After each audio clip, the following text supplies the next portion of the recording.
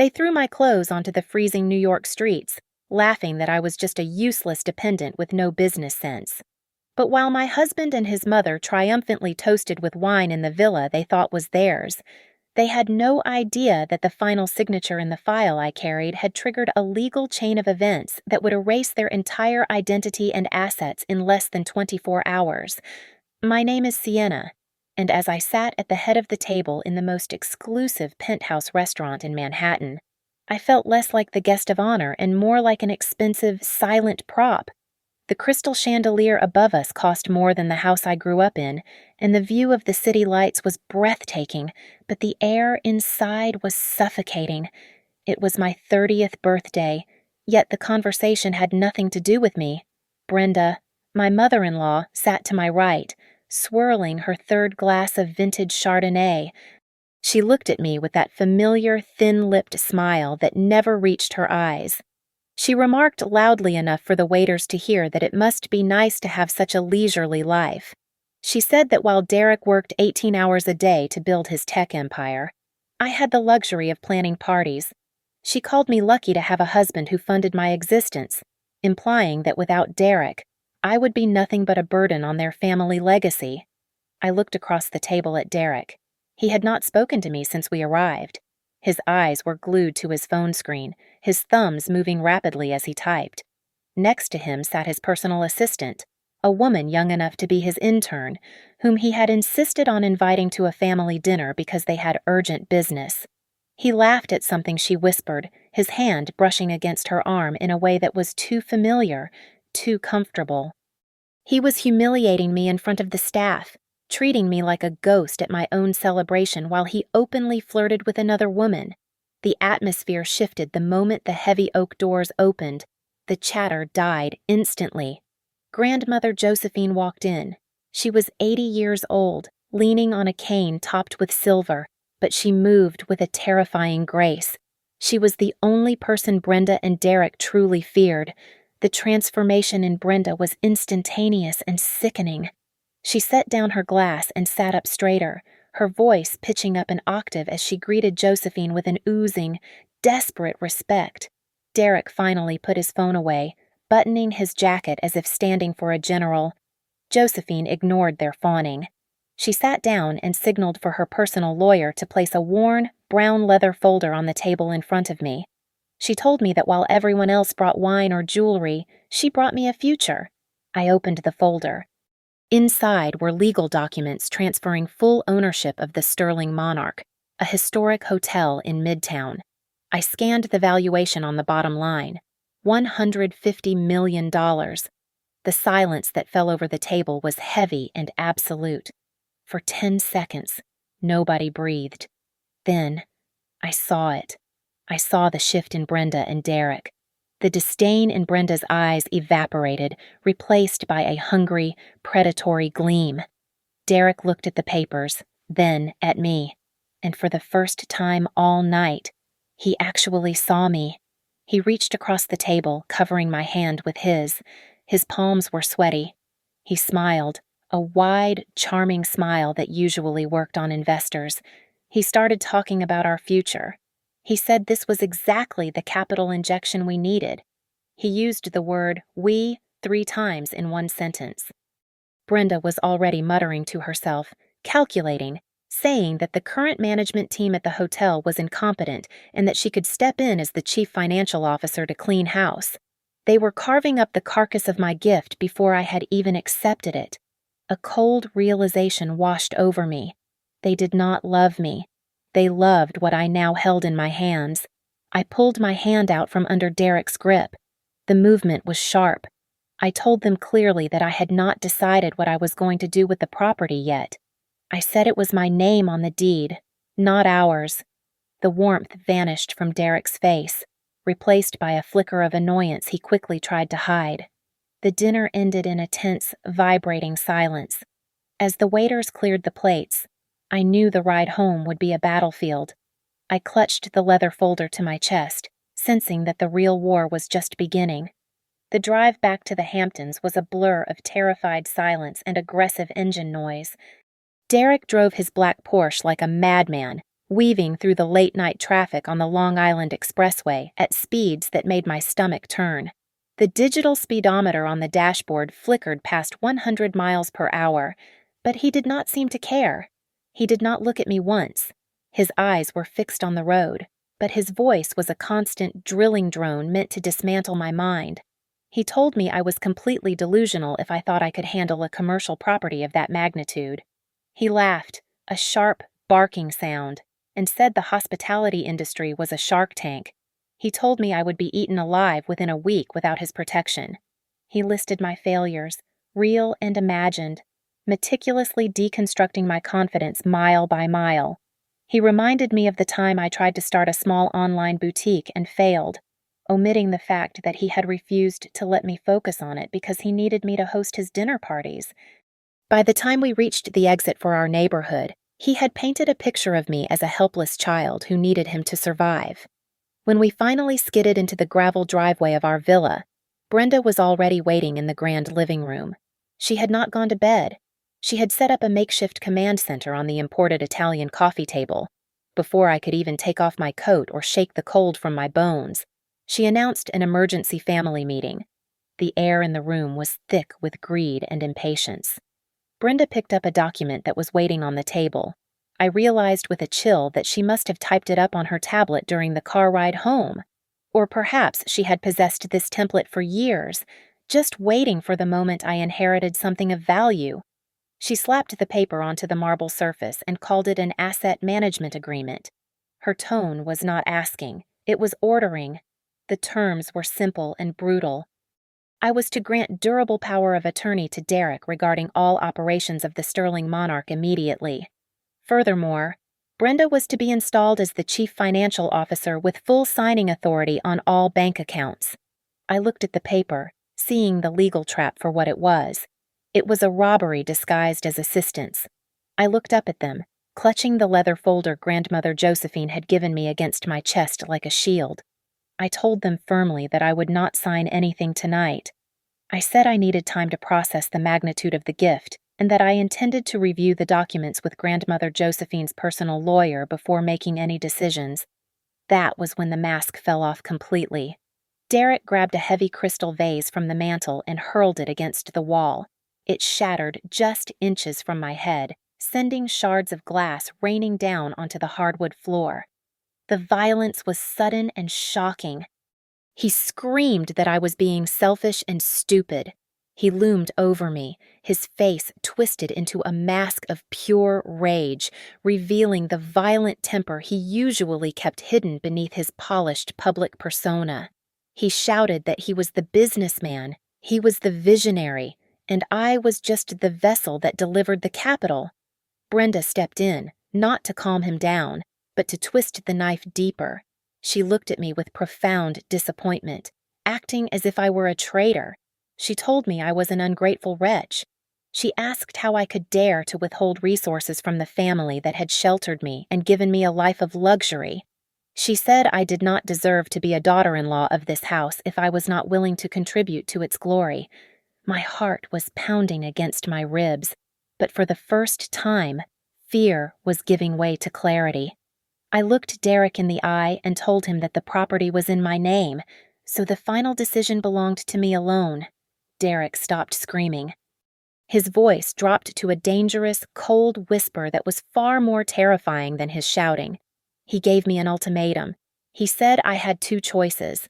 I could sign the transfer of management rights immediately, or I could consider our marriage over and leave his house right now. Brenda laughed, a dry, cruel sound. She stood next to her son, arms crossed. She looked me up and down with sneering contempt and asked who I thought I was without her son.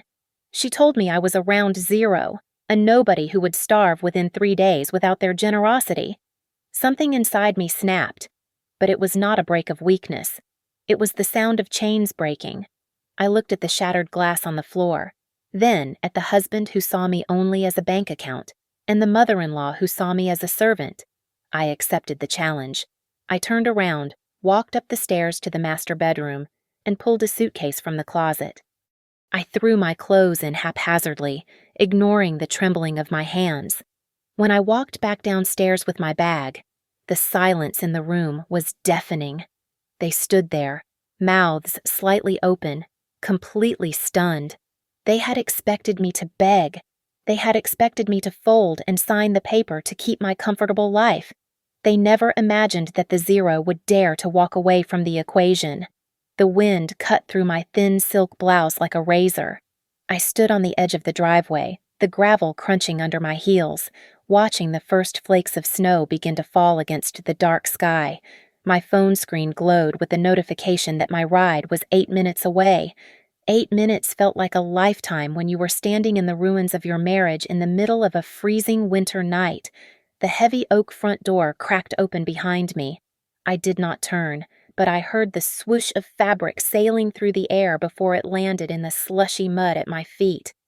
It was my old wool coat, the one I had bought 3 years ago before Brenda insisted I wear only furs to maintain the family image.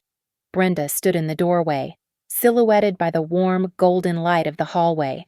She laughed, a sharp sound that cut through the wind more bitingly than the cold. She shouted for me not to bother coming back until I learned how to be a dutiful wife. Then she slammed the door, and the lock clicked with a finality that echoed in the silence. The ride to Manhattan was a blur of tears and heater vents. When I arrived at Grandmother Josephine's penthouse on the Upper East Side, the doorman ushered me in with a pitying look I pretended not to see. I expected to find her asleep, but when the elevator doors opened directly into her foyer, the lights were blazing. Josephine was sitting in her high-backed velvet armchair, a cup of steaming herbal tea already waiting on the low table. She was not alone.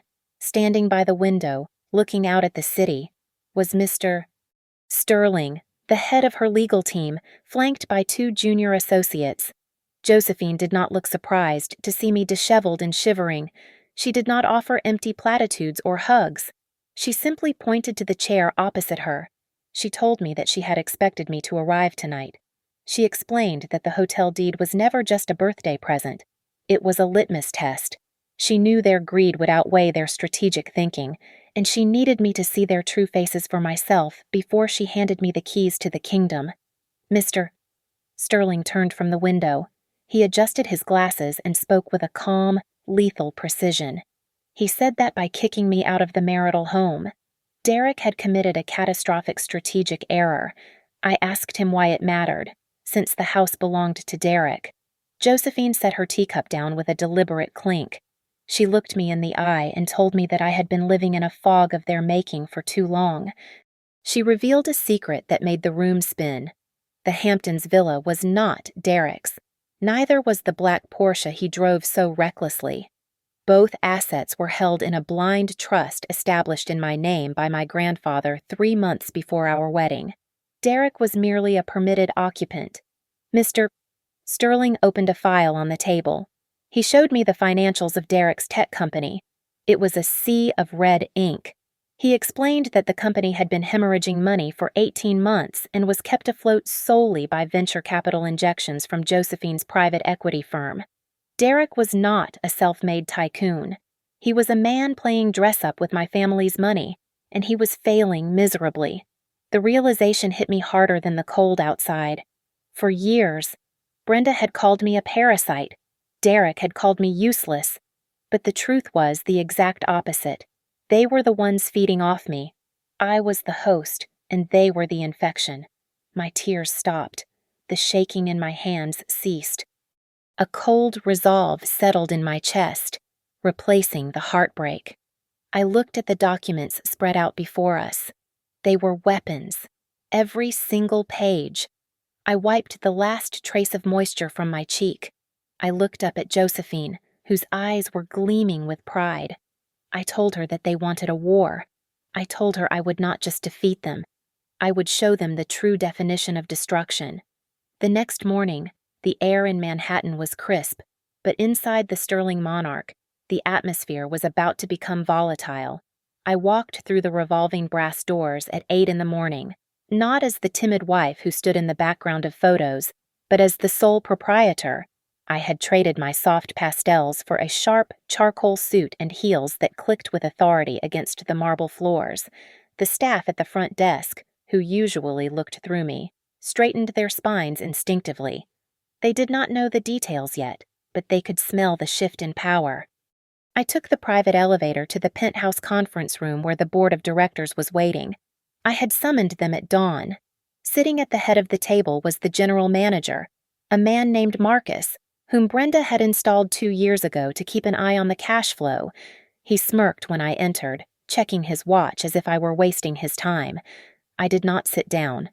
I stood at the head of the table and informed the room that effective immediately, the management structure was being reorganized. I looked at Marcus and told him his contract was terminated for cause. When he opened his mouth to protest, citing Brenda's authority, I motioned to the 2 security guards I had brought with me. I told him he had 15 minutes to clear his personal effects before he was escorted off the premises. The smirk vanished, replaced by a pale, hollow shock. Once the room was cleared of spies, I issued my next command. I ordered the finance director to freeze every corporate account associated with the hotel. I introduced a team of independent forensic auditors I had hired overnight. I told them I wanted a line-by-line analysis of the last 5 years of operation. I wanted to know where every single penny had gone. By the early afternoon, the auditors had uncovered the rot. It was not even subtle. Derek had been bleeding the hotel dry through a series of phantom service contracts. His failing tech company had been billing the Sterling Monarch for IT maintenance and software upgrades that never happened. He was effectively stealing from the left pocket to fill the hole in the right pocket. The total amount embezzled was staggering. While I was dismantling their fraud in the city, the reality of their new situation was crashing down on them in the Hamptons. I had received a notification from the private bank managing the trust. At 9 in the morning, an attempt to charge $300 for a luxury breakfast delivery had been declined. I imagined Derek and Brenda standing in the foyer, confused and angry, swiping their platinum cards over and over again, only to be told by a merchant that the issuer had marked the cards as invalid. The financial noose tightened further at noon. My legal team had contacted the commercial lenders who held the debt for Derek's company. We informed them that the collateral he had pledged assets that belonged to the trust was no longer available to secure his loans due to his fraudulent misrepresentation. The banks acted instantly. Derek received a digital notice that his business loans were in default and were being recalled immediately. To cap off their morning, a process server arrived at the gates of the villa. He was not there to deliver an apology. He handed Brenda a court order for eviction based on criminal trespassing. The house they were standing in, the roof over their heads, was legally mine, and I had revoked their invitation. I sat at the heavy oak desk in the owner's office and opened my laptop. I typed a single email to my husband. I did not ask how he was or why he did it. I wrote that he had exactly 24 hours to provide a documented explanation for the $5 million he had funneled from the trust into his personal accounts. If he failed to do so, the next communication he received would be a criminal indictment. I hit send and watched the message vanish. I knew they were panicking. They had spent years thinking I was a fool, a blank check with a pulse. Now, the fear was setting in. But I knew Brenda too well to expect an apology. She was a survivor of her own making, and she would not go down quietly. Instead of feeling remorse, she would be cornering Derek right now, whispering poison in his ear. She would tell him that I was the enemy and that they needed to execute a different kind of strategy. They would not fight me with numbers because they had none left. They would fight me with mud. I braced myself, knowing that Plan B would be dirty, personal, and desperate. They hired a lawyer named Vance, a man whose reputation in the legal community was as cheap as his cologne. He was known for fighting dirty, and he did not disappoint. Together, they concocted a narrative that was as vicious as it was calculated. They filed an emergency motion with the family court, claiming that I was suffering from a severe mental breakdown and was a danger to myself and the family assets. Their goal was terrifyingly simple. They wanted to establish a conservatorship, stripping me of my rights to manage the hotel and placing control back into Derek's hands under the guise of protecting me. To substantiate their lies, Derek descended into the gutter. He produced a series of text messages that I had never written and emails I had never sent. Worse, he hired a digital specialist to doctor photographs. He took images of me leaving the gym and manipulated them to make it look like I was intimately embracing my personal trainer, a man I had spoken to perhaps 3 times in passing. The photos were grainy enough to look candid, but clear enough to be damning. He was painting a picture of a manic, unfaithful wife spiraling out of control. Brenda handled the public relations front of their assault. She contacted every tabloid editor in the city, offering them an exclusive scoop on the Cinderella story gone wrong. She sold them a narrative about a manipulative social climber who had seduced her innocent son, tricked the senile grandmother, and stolen the family legacy. The effect was immediate and suffocating. When I tried to leave the hotel the next morning, the sidewalk was swarming with paparazzi. Flashes blinded me the moment I stepped through the revolving doors. Men with aggressive voices shouted questions at me, asking if I was off my medication or if I enjoyed destroying a good family. They shoved microphones into my face, blocking my path to the car. I felt like a hunted animal in my own territory. By noon, the story was on the front page of a major tabloid. The headline screamed that the gold digger gone mad had seized a historic hotel. The article described me as unstable and predatory. The damage was not just personal, it was financial. My phone began to ring with cancellations. 2 major corporate clients, who had booked the ballroom for upcoming galas, pulled out of their contracts. They cited the instability of the ownership and the negative press as a risk to their own brands. The hotel occupancy rate dipped overnight. I felt the weight of the empire I had just inherited crushing me. I was losing control before I had even truly begun. I sat in the penthouse office, my hands shaking as I read the lies printed in black and white. I wanted to issue a press release. I wanted to scream the truth from the rooftop. But Grandmother Josephine stopped me. She sat across from me, her demeanor calm and unbothered by the chaos outside. She told me that defending myself was a waste of energy because the public loved a scandal more than the truth. She said I should not explain anything. Instead, she advised me to find their jugular and bite down. My legal team went on the offensive. Within hours, they found evidence that Derek had transferred a significant sum of cash to a former employee of the gym to falsify a statement regarding the affair. They also uncovered that the medical records Derek submitted to the court were forged by a doctor who had lost his license 3 years ago. But the real ammunition came when we looked into Brenda. We discovered why she was so desperate to control the hotel's cash flow. Brenda was not just a snob, she was a degenerate gambler. She had racked up hundreds of thousands of dollars in debt at the high-stakes tables in Atlantic City. Worse, her creditors were not banks. She owed money to a private lending syndicate with ties to organized crime, and they were threatening to collect by any means necessary. A cold smile touched my lips for the first time in 2 days.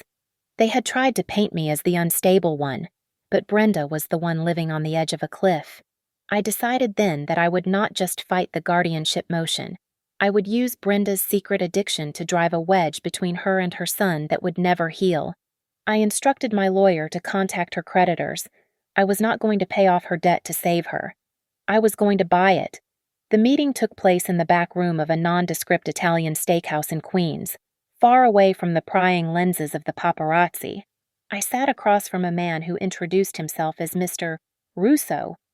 On paper, he was a legitimate real estate investor, but my private investigators had confirmed that he was actually the primary lender for Brenda's gambling addiction. He looked at me with amused curiosity as I laid a certified check on the table. The amount was $450,000. It covered every cent of principal and interest Brenda owed him. Mr. Russo signed the assignment of debt papers without hesitation, sliding the promissory note across the tablecloth to me. In that moment, I ceased to be Brenda's daughter-in-law and became the owner of her financial life. While I was tightening the noose around Brenda's neck, my team of forensic accountants and private investigators struck gold at Derek's office. They had located a hidden server room behind a false wall in the archives department. Inside was a standalone server that was not connected to the main company network. It contained the unredacted ledgers of every illegal transaction Derek had made, including the wire transfers from my trust fund and the phantom invoices billed to the hotel. It was the smoking gun we needed. My lawyer immediately forwarded the digital evidence to the FBI's white-collar crime division, who obtained a search warrant within 2 hours. The timing was poetic. At 3 in the afternoon, Derek decided to host a live stream on social media to garner public sympathy.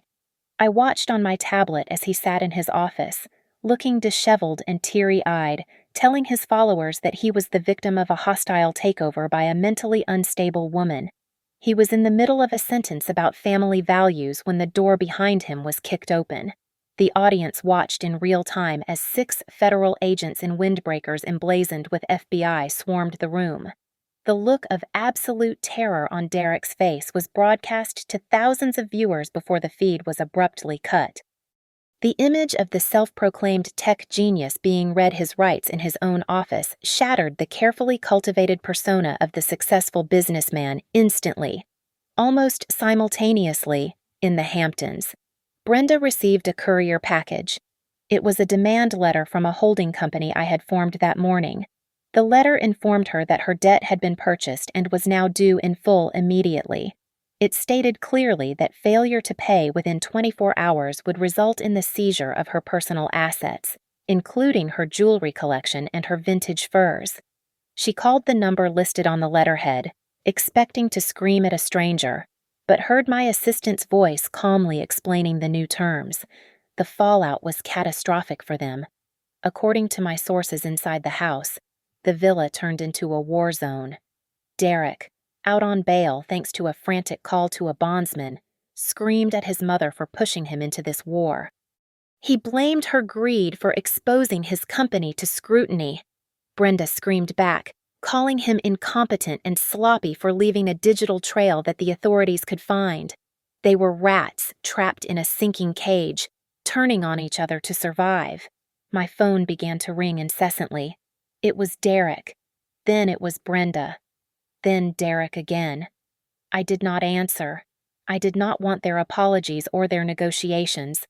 I simply pressed the block contact button for both of them. Instead of speaking to them, I spoke to the world. My public relations team released a comprehensive dossier to the major financial news networks. We provided the bank statements showing the embezzlement, the forged medical records, and the proof of Brenda's gambling debts. The narrative flipped instantly.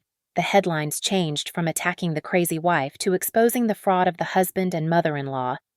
I had taken the high road by dragging their secrets into the light, and the public was now watching their empire burn to the ground. The financial collapse of Derek's empire was not a slow decline, but a free fall. Within 48 hours of the FBI raid, the stock price of his company plummeted by 95%. Trading was halted, but not before investors launched a class action lawsuit that would bury him in litigation for the rest of his life. Simultaneously, the debt collectors arrived for Brenda. I had authorized the seizure of collateral. She watched in horror as the repo men cataloged her beloved collection of designer bags and diamond necklaces, sealing them in plastic evidence bags. Her screams echoed in the empty hallway as they locked her accounts, leaving her with nothing but the clothes on her back. By that evening, the eviction notice was enforced. They were escorted off the Hamptons property by the local sheriff. With no credit cards and no friends willing to take their calls, they were forced to retreat to a dilapidated motel in a run-down part of New Jersey. It was a place where the neon sign flickered ominously and the carpet smelled of stale smoke and despair. The claustrophobia of the small, dingy room acted like a pressure cooker on their relationship. Derek paced the floor like a caged animal, his eyes bloodshot and wild. He blamed Brenda for raising him to be entitled.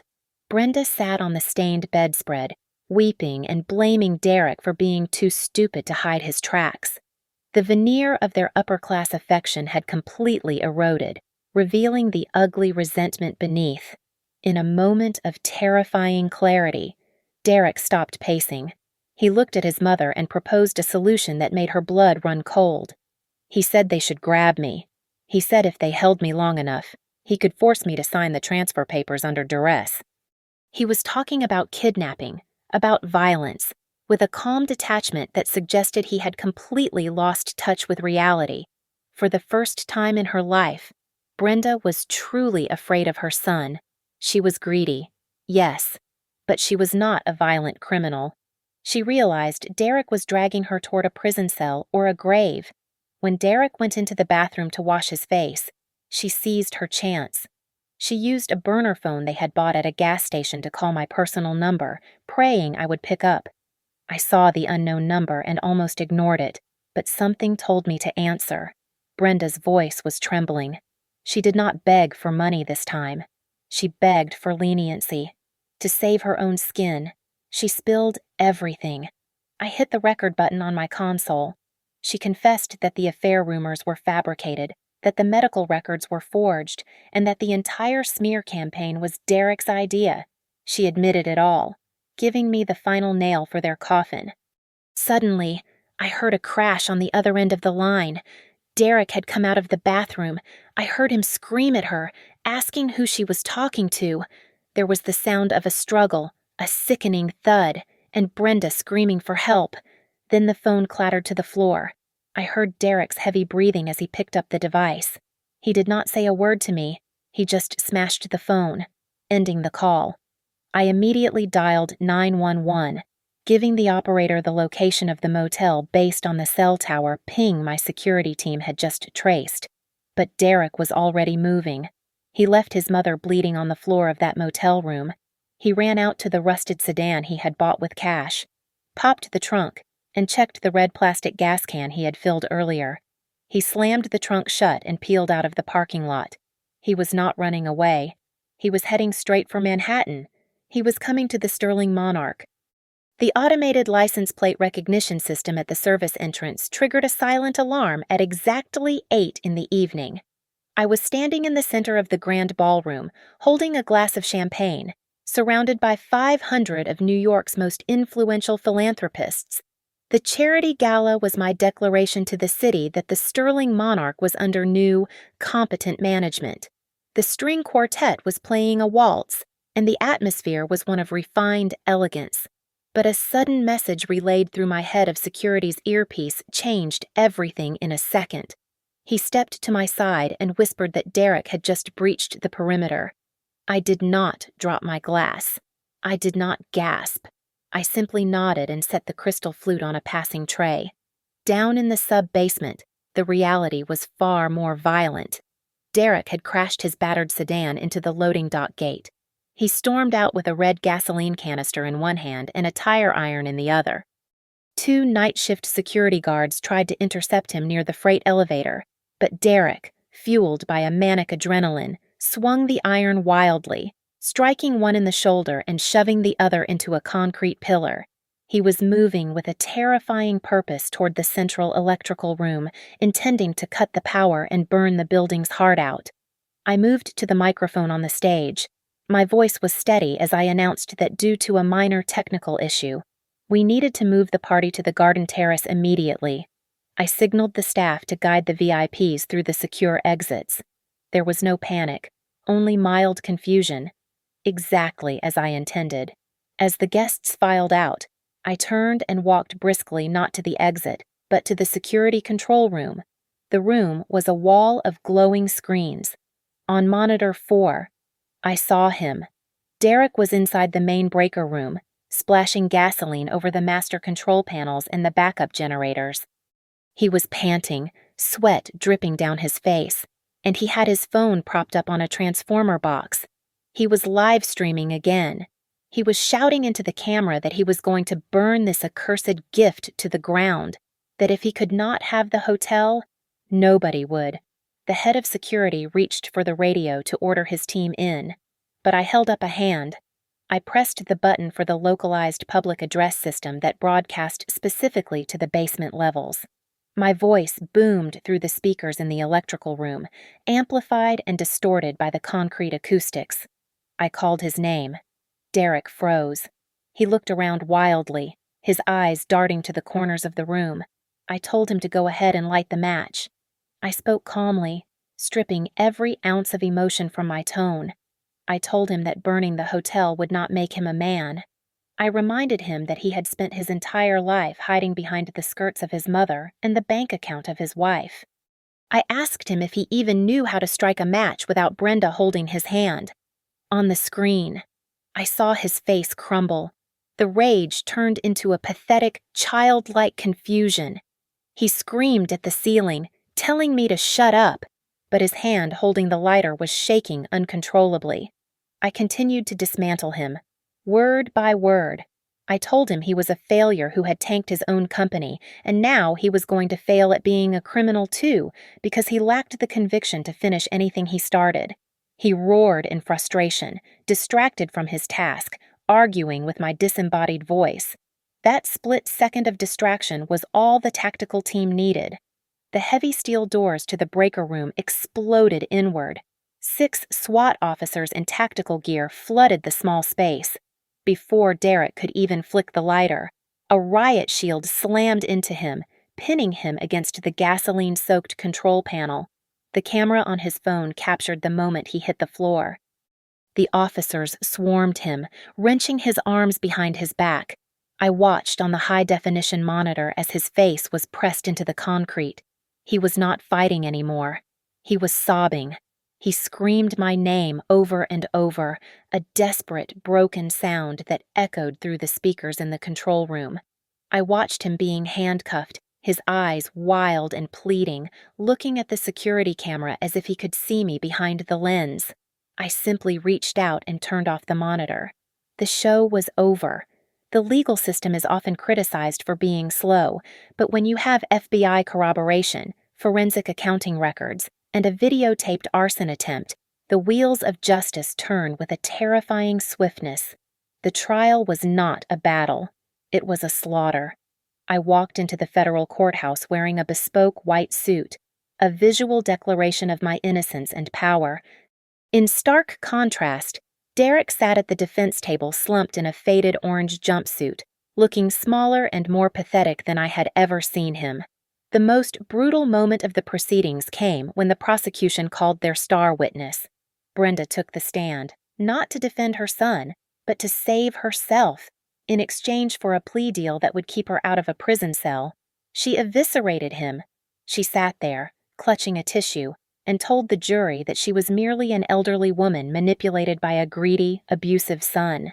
She claimed she had no knowledge of the embezzlement until it was too late. She painted herself as a victim of his machinations, effectively pounding the nails into his coffin with her own hands. I watched Derek as she spoke. He did not scream or object. He simply stared at his mother with a look of hollow devastation. In that moment, the bond that had defined his entire life snapped. He realized that the woman he had worshipped, the woman he had destroyed his marriage for, was selling him out to save her own skin. He was alone. My lawyer, Mr. Sterling, did not need to do much, but he was thorough. He played the audio recording from the motel room, the one where Brenda admitted to the smear campaign and Derek attacked her. The sound of his rage and her screams filled the silent courtroom, erasing any shred of sympathy the jury might have held. The judge, a stern woman with no patience for white-collar arrogance, delivered the sentence without hesitation. For the combined charges of embezzlement, wire fraud, defamation, and attempted arson, Derek was sentenced to 15 years in federal prison without the possibility of parole for at least 12. As the gavel came down, Derek flinched as if he had been physically struck. Brenda did not escape unscathed. While she avoided jail time, the judge declared her personally bankrupt. Her assets were liquidated to pay restitution, and she was sentenced to 5,000 hours of community service. For a woman who believed manual labor was beneath her dignity, this was a punishment worse than confinement. The family court ruling followed immediately. The judge granted my petition for a unilateral divorce. I was awarded 100% of the marital assets and full retention of my premarital property. Derek was left with nothing but the debt he had accrued and the prison uniform on his back. As the bailiffs moved to shackle Derek and lead him away, he stopped. He turned his head, looking desperate to make eye contact with me. perhaps searching for a flicker of regret or a final goodbye. He found neither. I did not look at him. I was looking down at my iPad, using my stylus to sign a purchase order for the hotel's new lobby renovation. He was already a ghost to me, erased from my present before he even left the room. I walked out of the courthouse and into the blinding flashes of the press. They shouted questions, asking how I felt about sending my husband to prison, asking if I felt lonely now that I was single. I stopped at the bottom of the marble steps, put on my sunglasses, and gave them the only quote they would run on the evening news. I told them that women do not need princes, they need their own empires. The revolving doors of the hotel spun smoothly as I walked back into the lobby. But the air felt different. It was lighter. For years, this building had been a monument to my husband's ego and my mother-in-law's greed. But as I listened to the sharp click of my heels on the marble floor, I knew it had finally been cleansed. The staff nodded with genuine respect, not fear. As I passed, I took the private elevator up, but before I settled into my new life, there was one final loose end I needed to cut. I asked my driver to take me to Central Park. It was a crisp afternoon, and the city was alive with tourists and locals enjoying the sun. I found her near the south entrance, wearing a bright orange vest over drab gray sweats. Brenda was stabbing at a discarded soda can with a pointed stick, her face glistening with sweat and grime. This was her reality now. 5,000 hours of community service to pay back a debt to society that she could never truly afford. She saw my shoes first. When she looked up, her eyes widened with a mixture of shame and sudden, desperate hope. She dropped her trash picker and took a step toward me. She started to cry, a jagged, ugly sound. She pleaded with me, invoking the sanctity of family. She said she was an old woman who had made mistakes, and that surely, after everything, I could find it in my heart to show a little mercy to the woman who had raised my husband. I did not say a word. I simply reached into my purse and pulled out a checkbook. I wrote a check for $200 and ripped it out with a crisp tear. I held it out to her. Brenda stared at it, confused, her hand trembling as she took it. She asked if this was for her. I told her that it was not a gift. I explained that it was a reimbursement for the cheap, cubic zirconia engagement ring she had forced Derek to give me because she had claimed I was not worth a real diamond. I reached into my pocket and pulled out the ring. It caught the sunlight, looking as fake and hollow as the promises they had made me. Brenda watched, clutching the check, her eyes darting from the paper to the ring. I held the ring over the garbage bag she was dragging behind her. I told her that I did not want anything that had ever touched her or her son to remain in my life. I dropped the ring. It fell into the trash with a dull thud. I turned around and walked away, leaving her standing there with $200 and a bag full of garbage, exactly where she belonged. When I returned to the executive suite, the legal team was waiting. The final papers were ready. I sat at the mahogany desk that used to intimidate me and signed my name with a flourish. I authorized the immediate rebranding of the property. The sterling monarch was dead. In its place, we would build the phoenix. It was a symbol of rising from the ashes, a testament to the fire that had forged me. As the sun began to set, painting the Manhattan skyline in hues of purple and gold, Grandmother Josephine arrived. We stood together on the rooftop balcony, the wind playing with the hem of my silk dress. We looked out over the city that lay at our feet. Josephine rested her hands on the railing and looked at me sideways. She asked me softly if I felt any regret for destroying them so completely. She asked if I felt I had been too cruel. I looked at my reflection in the glass door. I saw a woman who stood tall, whose eyes were clear, and who no longer flinched at loud noises. I smiled at my grandmother. I told her that cruelty to the enemy is simply kindness to oneself. I walked back inside and poured a glass of vintage red wine. I raised the glass to the empty room, to the silence, and to the woman I had become. My phone on the desk began to ring, lighting up with the name of a major investor from London who wanted to discuss a partnership. I took a sip of wine, let the rich flavor settle on my tongue. and reached for the phone. I had not just survived the war, I had conquered the world. Thank you so much for listening to my story. I would love to know where you are tuning in from. So please leave a comment below sharing your location and your thoughts on Sienna's journey. If you enjoyed this story, please make sure to subscribe to the Lily Revenge Stories channel, like this video, and hit the hype button so more people can hear about this victory.